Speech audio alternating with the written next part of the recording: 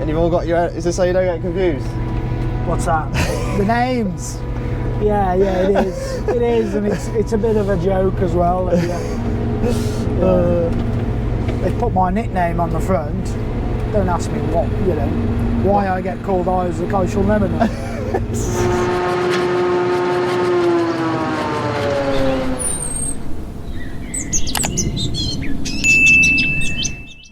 Right then, Steve. Well, finally got out to you today. I've been saying for a while that I'm going to come out and see you. Yes, that's right. But finally got out. You're on Maize today? Yeah. Where are we chopping? What are we chopping for? We're chopping maize for dairy farm. We are in the Newport area, Newport, Shropshire area. And how much are you chopping here today? I've got 110 acres to finish here today. What machines are you running then? Running two 970 502 machines, class machines. So this was new to you last year? Yeah, this one was new to me. Do you like it? Is it much different to the previous one? Or? Yeah, it is. What have they changed on it? So this is the 502 model, like I said. It's got a different engine in, so it's gone from a V8 to a straight 6 man engine, which gives you lower torque. So you can push the machine more, you can load the machine, which in grass you don't see the great benefit, but in like whole crop and maize, when it's a more even flow of crop, you can labour the engine. Like now I'm sat down at 1500 RPM and she's in a happy place there. She's that's how they want it, you know. Yeah. Where on the older models, you'd be limited to about 1700 RPM. That was as low as you could bring them. Right, okay, yeah. So it does give you that more output. Better chop quality because everything's full all the time, I think. And on the tractor side of things, what are you running? Tractors, we've got a bit of a mixed bunch at the moment, mainly Fendt. And then we've got, what have we got? There's 9 Fendts, 10 Fendts, 10 Fendts, 2 Class and 2 John Deeres. Right, okay. So, in the morning, in the yard, which one would you go to? Oh. Which is the go-to tractor then for you? We've been running Fendts now for about 18 months. Yeah. And as an operator's machine, comfort, being able to program the tractor to do what you want it to do, the Fendt is the easiest option. You know? Right, okay. And comfortable. Yeah. You know, I like them and the drivers like them as well, which goes a long way, doesn't it, if the drivers like them. Yeah, yeah. But saying that, you know, I mean, Class, we've got 2 Class tractors, and they've been good tractors, they have, but... You still go to the Fendt? Yeah, I personally, if I got a choice, I'd walk to the Fendt, yes. So how come you sort of varied it a bit then, between the tractors? Well, I think really we put one company under too much pressure. Right. With us running like at peak times, we hire tractors in as well. So, like we're currently running on 14 tractors, and to put that on one dealership in a local area, I think they do feel the pressure. It's a lot. You know, because they now, with the way the job is, they're servicing them, they're doing everything from start to finish. We don't touch the mechanic side of it, because they're far too technical now for us to even think about getting involved. Yeah. So yeah, I think that makes it easier for the companies to cope with us, look after us a bit better. The blue machines here today aren't yours? No, they're not. They're not. They are no tractors that the farmers bought themselves. So. Yeah. No, we come away from New Holland quite a few years ago, we did. How much maize are you getting through a season then? A season... Would you be chopping? It's around 2,500 acres with the 2 machines. And is that sort of across dairy farms, digesters? Mainly dairy. So we're covering a base from Shropshire, Staffordshire, which is quite like a 35-mile radius from our base. And what machine are you running on the pit? JCB load and shovel 435. You've always had a shovel on the pit, have you? No, we haven't. No. Over the years, started off with buck rakes on the front of tractors, and then we found out that the front linkages years ago weren't strong enough, so we ended up having them on the back. And then one day we thought, well, we'll try a shovel, and my uncle does the majority of the buck raking, and he doesn't want to go away from it. You know, he wouldn't look back. No. It makes the job so much easier, and also on the muck side of things, when we're loading muck, they make light work of loading muck. You know.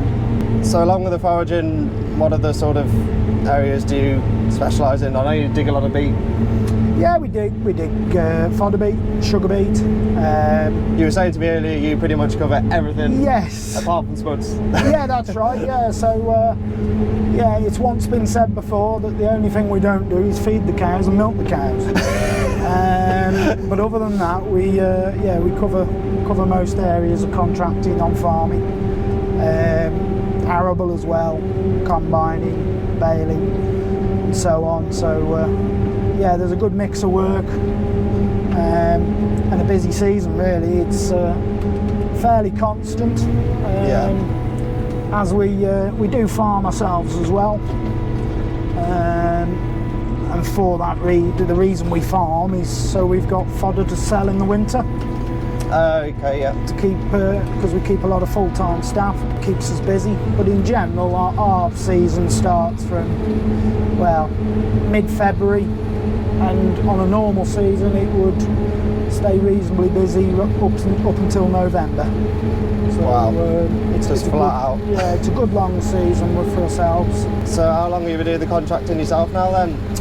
Myself, well, I come straight from school. I just missed out on having to go to college those days. So, you never had to do that bit? No, I didn't, and I don't know, looking back, maybe I should have done, but I opted to come straight home to the business. So I have been in the business now for 14 years. 14 years since I joined. Wow. But my dad and my uncle started the business, my uncles, and that would have been about 35 years ago. Yeah, and I think over those 35 years, you know, we've built a good reputation with local farmers. Yeah, and then word spreads and... Yeah, word spreads, and I mean our main thing is when we say we'll be there on a Monday morning, we will be there. You know. You stick to your word, like? Yeah, as best, you know. I mean, the only thing that affects our job a lot is weather, and then machinery really, breakdowns. But reliability is our strength. Being there to do the job and getting on with it as well, you know. We've got some good machinery around us to provide that reliability. You've always run class foragers, have you? No. You go back far enough. We were running New Holland FXs. Well, we only run back when we were running one forager. Yeah. So that was experience, I believe. At which point did it get to where you had to make the decision, right, there's too much work now, we need to? It wasn't so much there was too much. We originally went to 2 machines to provide another option for the customers. Like how we work at the moment with a big machine like this, they kind of had to have the full package, you know. You have to have the big rake to support the big chopper. You have to have plenty of trailers to support the big chopper. And there was several farms out there that didn't really want that. They wanted it coming in a bit slower.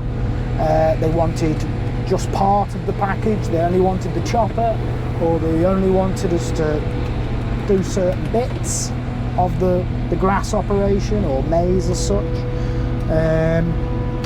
But then we went to 2 machines 4 years ago, and now we are running 2 970s Originally we were running a second-hand 950 to dip our toe, see how it went, alongside the 970. Yeah. Because, like I say, just give the customers that option of saying, well, yeah, I'll have the 950. My farm's a bit smaller. It can come in a bit slower and so on. But some customers want to do their own book raking. They want to cart it themselves. Where with a 970, you've got 800 horse under the bonnet, and you can't be sat idle. You know, we can't afford to not perform every day. You know. And you're running Class's own header. Yes. On this.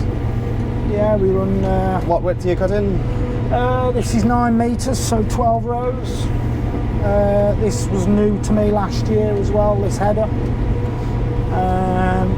Yeah, this is the new model header. Quite an improvement on the old one. A lot changed, is it?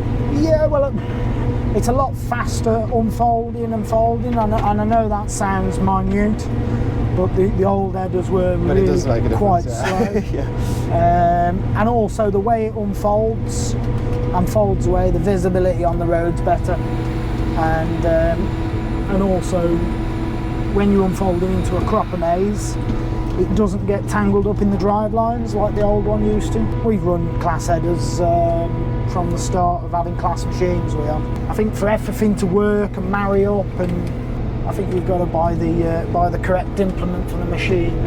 So on this 502 machine, we've got dry matter reading.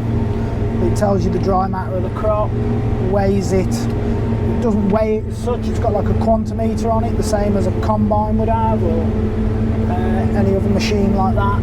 You calibrate the forager, you basically weigh a load of forage, then correct it one way or another.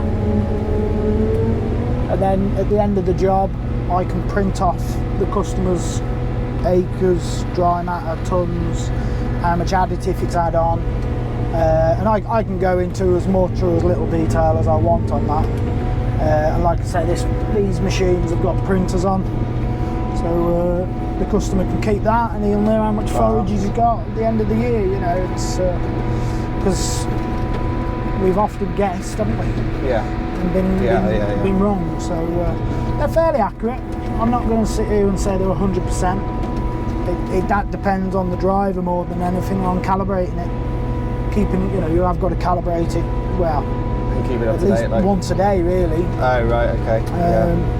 Maize isn't so bad. Maize, the product, you know, the crop, it doesn't change so much. Where in grass, you can go from chopping seeds, rye seeds, or meadowy grass, and the weight of that, and you know, it can vary a lot. Yeah. And trailers, are you all Bailey? Yes, we are. Yeah, we are now. We were with Western, but how many this time of year during this season then trailers would you have on the road? Well, we've got 10 of our own 20 tonners. We went for the bigger trailers. Well, I mean, we deliver fodder beat to a fair radius with tractors, so you want to be taking a load every time you go. Yeah. And also, we think it doesn't cause the same amount of chaos on foraging. Because if you've got a fleet of 12-ton trailers, they can be following each other literally out the field. Yeah. And then the farm's got to cope with that. I'm the bit man. I mean, the difference it can make is, you know, it's simple. It's the trailer's got to the farm, it's tipped up, it's left before the next one's actually arrived. You know, it just runs a bit smoother. So for you, as a contractor this size, or this scale, how has the contracting year been for you this year? Easy, almost. Yeah. Too easy. It's been a very dry season. Unfortunately, I think we are going to be down on the acres of forage, the same as the customers are going to be down on the tons of forage.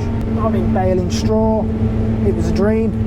Every time we went to a field, we baled it. You know, where normally you've got to mess with the straw, you've got to visit the field 2 or 3 times before you actually do anything. but this year it was straight to the straight there, straight there, unfold the tailgate and bail away, and it just makes it that much easier to organise. Yeah. And you know your machine's going to go up the road and do something as well. And that's the same across the board, really. I mean, as early as maize drilling, it was just seemed so easy, because at the end of the day, like many contractors, we're kitted up for a bad time. You know, we've got machinery around us prepared for a wet season or catchy weather.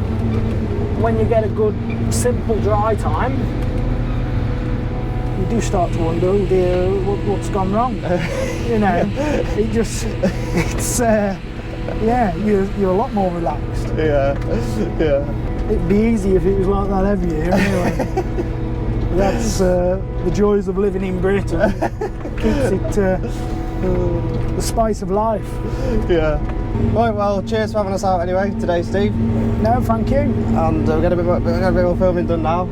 Yes, yeah, that's it. I'll Looks hopefully. like it's nice and dry. I was going to say, hopefully it'll stay dry. I will hopefully come out and see you digging a bit of meat. Yeah. And revisit when you're out on the slurry job. Yeah. As well. Yeah, that's it. So, cheers for having us. All right. I'll catch up with you soon. Very good, thank you.